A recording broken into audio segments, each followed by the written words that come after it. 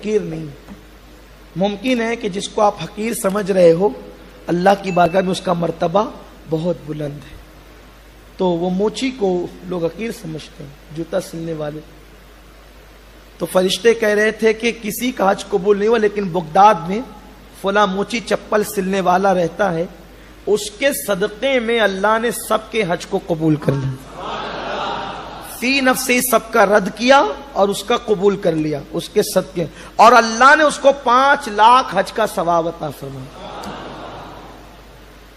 پھر کسی فرشتے نے کہا لیکن کمال یہ ہے کہ وہ حج کو آیا ہی نہیں, جو نہیں آیا اس کے صدقے قبول ہوا, جو آئے ان کا رد ہوا, جو نہیں آیا اس کے صدقے قبول ہوا, اور اس کو 5 لاکھ حج کا ثواب ملا. عبداللہ ابن مبارک اٹھے, جو بقیہ ارکان تھے ادا کیے, دیگر سارے معاملات سے گزرے اور جلدی سے جلدی بغداد پہنچے. رہتے تھے بغداد میں. اب ایک بہت بڑا آدمی جو بغداد کا امام ہو, مقتدی ہو, پیشوا ہو, قائد ہو, اور ایک موچی جو چپل جوتے سلتا ہو, تو جب اس کے گھر وہ اتنا بڑا بغیر بلائے چلا جائے تو پھر کیا کہنے. وہ چلے گئے, سلام کیا. اس نے کہا کہ آپ عبداللہ ابن مبارک, دنیا آپ کو ملنے کے لیے آ رہی, آپ یہاں کیسے چلے آئے؟ بلکہ بعض لوگوں نے لکھا ہے کہ وہ اس خوشی میں گر گیا زمین پر, اسے خوشی برداشت نہیں ہوئی, زمین پہ گر گیا. میرے گھر ابن مبارک آئے.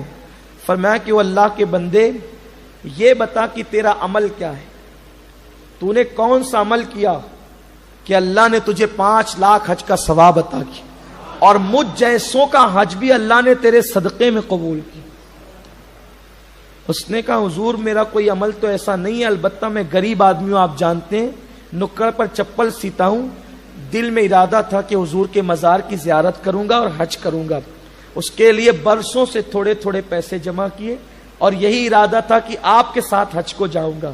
آپ جا رہے ہیں تو آپ کے ساتھ جاؤں گا. میرے مقدر کی معراج ہوگی, اور قافلے کی تاریخ جب آئی تو اس سے 1 دن پہلے میں رات دیر گئے جاگ رہا تھا, سامان باندھ رہا تھا اور تیاری کر رہا تھا.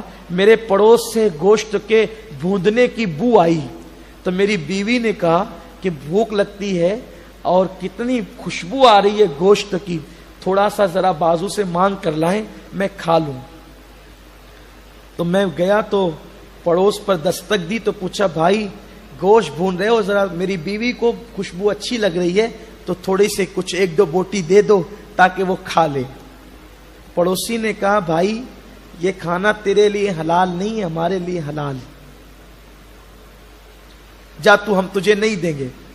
کہا یہ کیا بات ہوئی, کلمہ تم بھی پڑھتے ہو, کلمہ ہم بھی پڑھتے ہیں, مسلمان تم بھی ہو, مسلمان ہم بھی ہیں, پھر یہ کیا کہ ہمارے لیے حرام ہے تیرے لیے حلال. تو کہا کہ دیکھیے کئی دن سے میں اور میرے بچے بھوکے ہیں, اب جان جانے کے قریب لگتی ہے, اب برداشت نہیں ہوتا. تو میری بیٹی نے جو مرغی کچرے کی کنڈی پہ مری ہوئی مردار پڑی تھی وہ لے کر کے آئی ہے, اور اب اسی کے پر وغیرہ چھیل کر کے اس کو بنا کر کے ہم کھانے کی تیاری میں ہیں. تو چونکہ مردار جان بچانے کے لیے اس کی رخصت اور اجازت ہے, اور تمہارا پیٹ بھرا ہے, تم کھا رہے ہو, تو اس لیے ہم تمہیں نہیں دے سکتے, ہمارے لیے حلال ہے تمہارے لیے نہیں. تو وہ موچی کہتا ہے کہ میں نے کہا کہ وہ حج بھی کیا حج ہے کہ میرا پڑوسی مردار کھائے اور میں حج کو جاؤں. تو وہ پوری رقم اٹھا کر حضور میری حج کی میں نے اپنے پڑوسی کو دے دیا, بھائی کو نہیں, بھتیجوں کو نہیں, بھانجوں کو نہیں, اپنے پڑوسی کو دے دیا. اور بس شاید اللہ کو یہی ادا پسند آ گئی کہ اللہ تعالیٰ نے مجھے 5 لاکھ حج کا ثواب عطا فرمایا. مسلمانوں بتائیں نا کہ یہ چیزیں صرف پڑھنے کی ہے, گزر جانے کی ہے, صرف سن کر کے نعرے لگانے کی ہے, اس پر ہمارا عمل کب ہوگا؟ ہمارے پڑوس میں بے شمار بچیاں ہیں جن کو رشتے نہیں آتے, ہم نے کبھی ان کی فکر کی؟ کتنی بچیاں ہیں جو شادی کے لیے رک کر کے پڑی ہے, کبھی ہم نے ان کے لیے کوئی منصوبہ بنایا؟ ہم اور ہمارا کاروبار, بس ہم اور ہمارے بچے, یہ فکر کب تک رہے گی؟ اسی لیے دنیا میں آئے تھے, اسی لیے دنیا میں آئے. دین تو یہ ہے کہ ایک جنگ کے موقع پر ایک مجاہد زمین پر گرا تڑپ رہا ہے, ایک بچی پانی کا مشکیزہ لے کر اس کے منہ کے قریب پہنچی اور پلانا چاہتی تھی کہ دوسرا مسلمان اس کے قریب گرا, اور اس نے پانی پانی چلایا تو اس مسلمان نے کہا بیٹی مجھ سے زیادہ پیاس میرے اس بھائی کو ہے، جا پہلے اس کو پلا پھر مجھے پلانا۔